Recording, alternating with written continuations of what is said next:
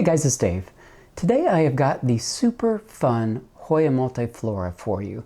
I thought it'd be fun to do a species-specific video on this one because I consider it to be the perfect beginner's plant. Someone who's brand new to Hoya, never owned one before, I think this plant above all others stands the best chance of flourishing for them. I'll get into that in just a second, but let's take a look at these flowers.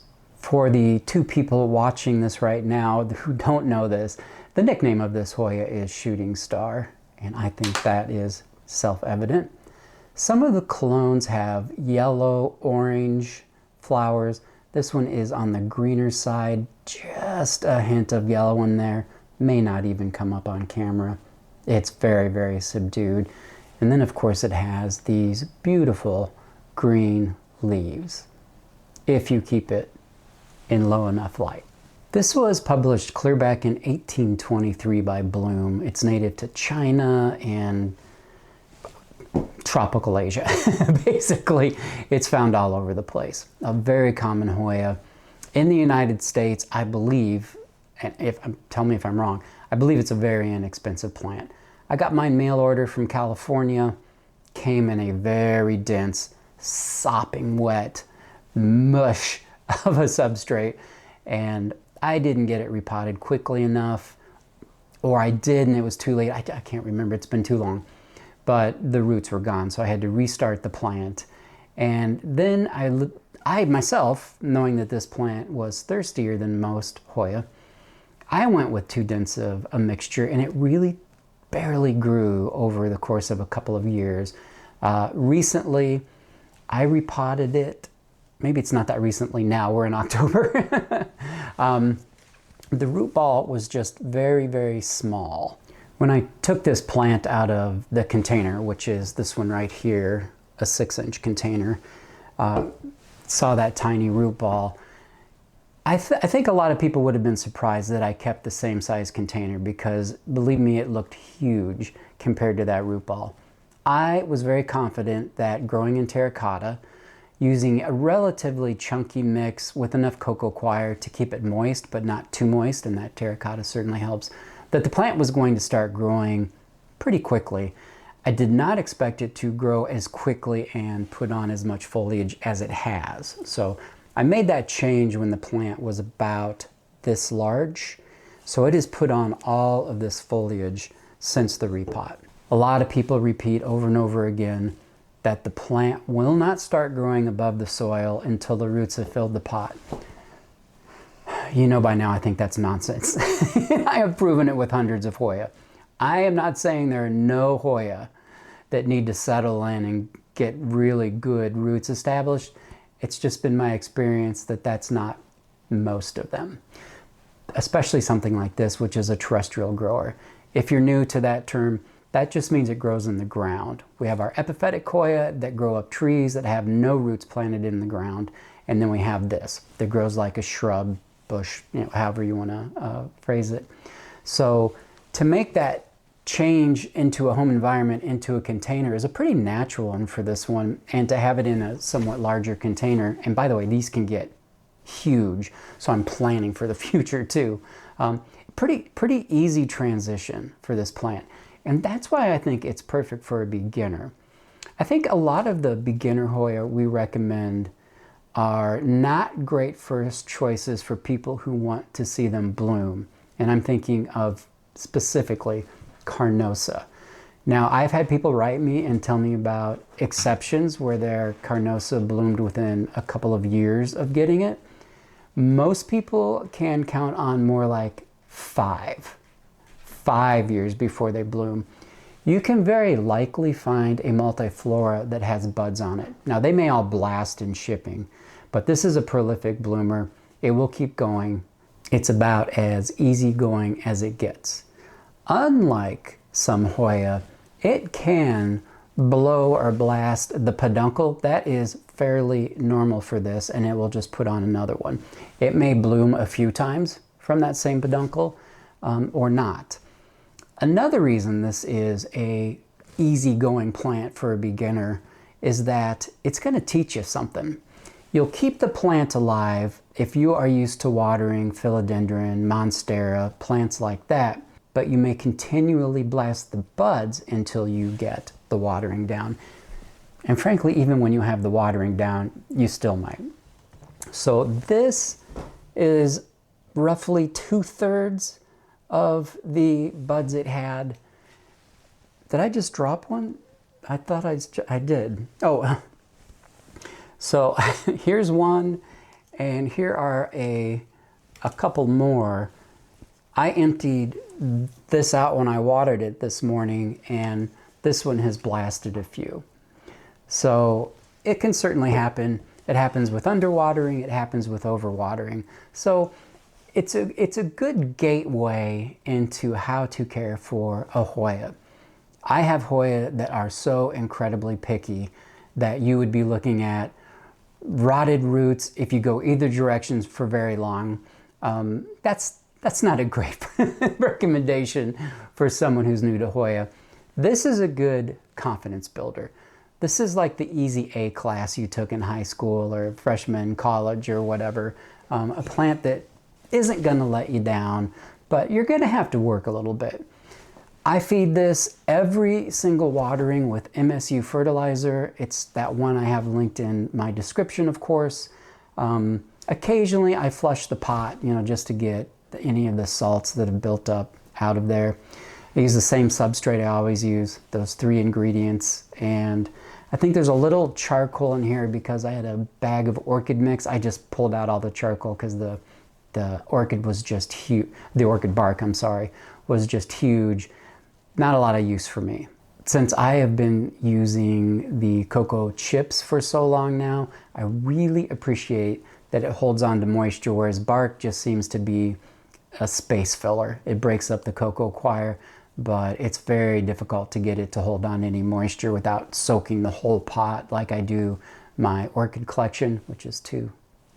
I think I have a surprise orchid coming in the mail tomorrow, so along with something pretty ritzy. I may do my first unboxing since it's from a friend. Who knows? But anyway, that's neither here nor there. Lighting conditions for this plant, lower than you think. I saw on Facebook 2 admins have an opinion on growing Hoya. And one said all Hoya like to be grown in bright light, and one said all Hoya prefer being grown in lower light. How can those 2 things be true? Well, they can, based on perspective, where you live, how you grow Hoya.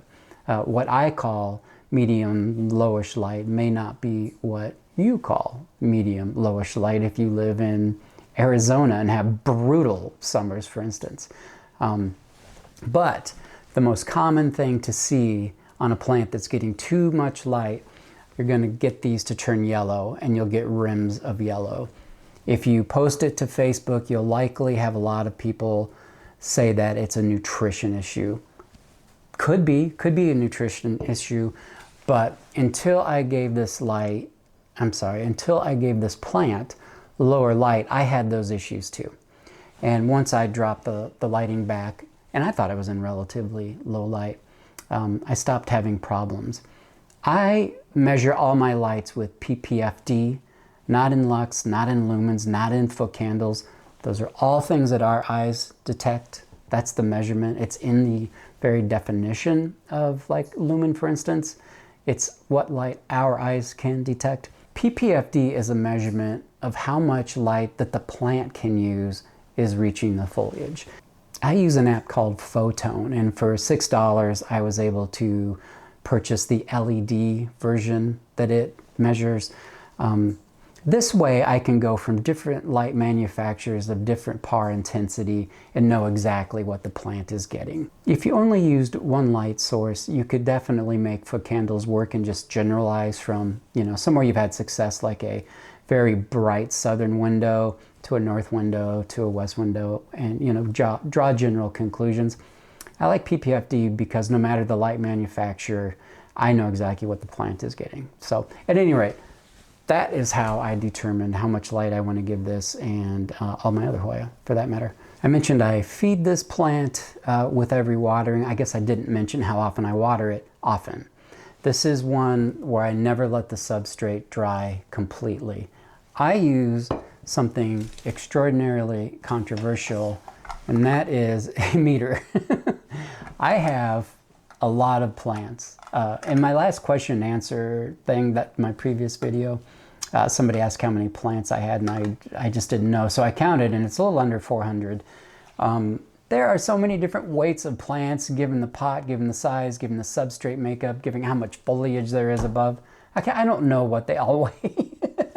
And even in very chunky mixes, this works extremely well for me. So I use it all the time. I've used it for years. There are people that will say they don't work, they're inaccurate. I don't know.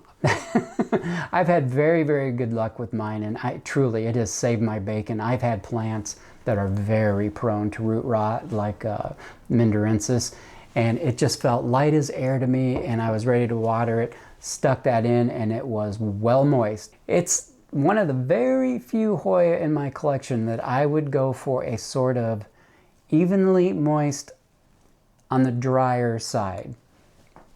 Careful with that. You'll have to play with it.